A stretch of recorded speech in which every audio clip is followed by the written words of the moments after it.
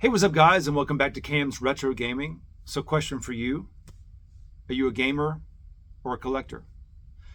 So, back when I was a kid, I was a gamer, 100% gamer.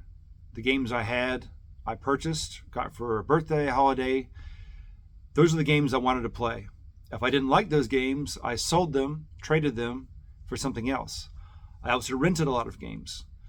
I remember in one instance, I traded my entire Sega Genesis library for Mario Kart 64 when it came out. So, you basically had what you had, and when you're done with the game, you traded it or you sold it, whatever. Fast forwarded to adulthood, I'm as much a collector as a gamer. Now, a lot of this is tied to nostalgia, of course, but I do love collecting things. It's just in my blood, can't escape it.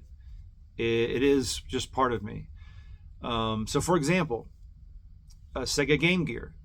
I do have some nostalgia attached to the Game Gear. I had that as a kid.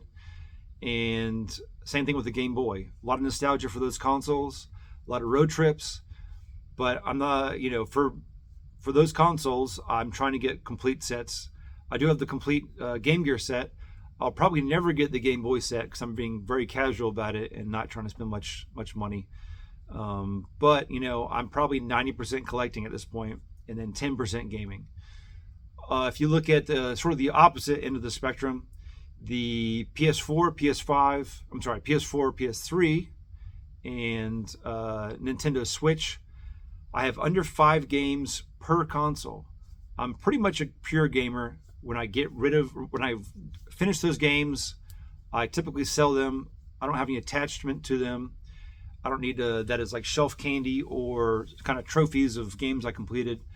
No nostalgia, no real interest in, amassing a huge collection for those consoles.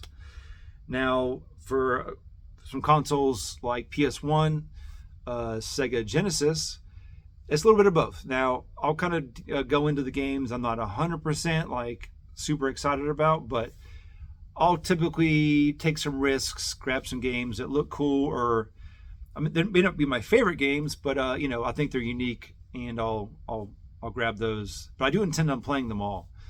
For consoles like the Sega CD, Neo Geo CD, Neo Geo MVS, TurboGrafx 16, and PC Engine, I am infatuated with those consoles just in general.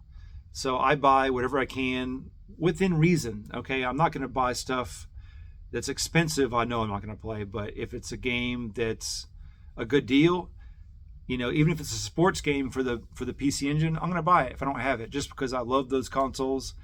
I think they're very fascinating. It's just something that I have as much of a collecting interest as much of a gaming interest. And another good example of sort of my philosophy is the Nintendo GameCube. Now, the GameCube is very expensive, so I have a policy for that. It's bangers only.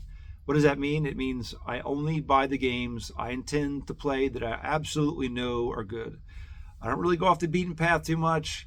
I don't buy necessarily some more kind of like niche stuff or hidden gem stuff. It's got to be good. It's probably most likely going to be first party or just like tried and true, great game. I have a very small library for that, but those are games I intend on keeping. So I'd love to hear your thoughts. Are you a gamer? Are you a collector? Are you both? I think you can be both. I think you can do either one healthy, but they're not mutually exclusive terms. You can do a little bit of, like I said, for consoles, I may be more of a collector or more of a gamer. It's just a fun topic. I'd love to see what you guys collect for, game for. What consoles do you absolutely love? What ones do you just basically buy the bangers for? Are there consoles you don't keep the games for, you just sell? Just let me know in the comments down below. Thanks for watching, guys, and have a great week.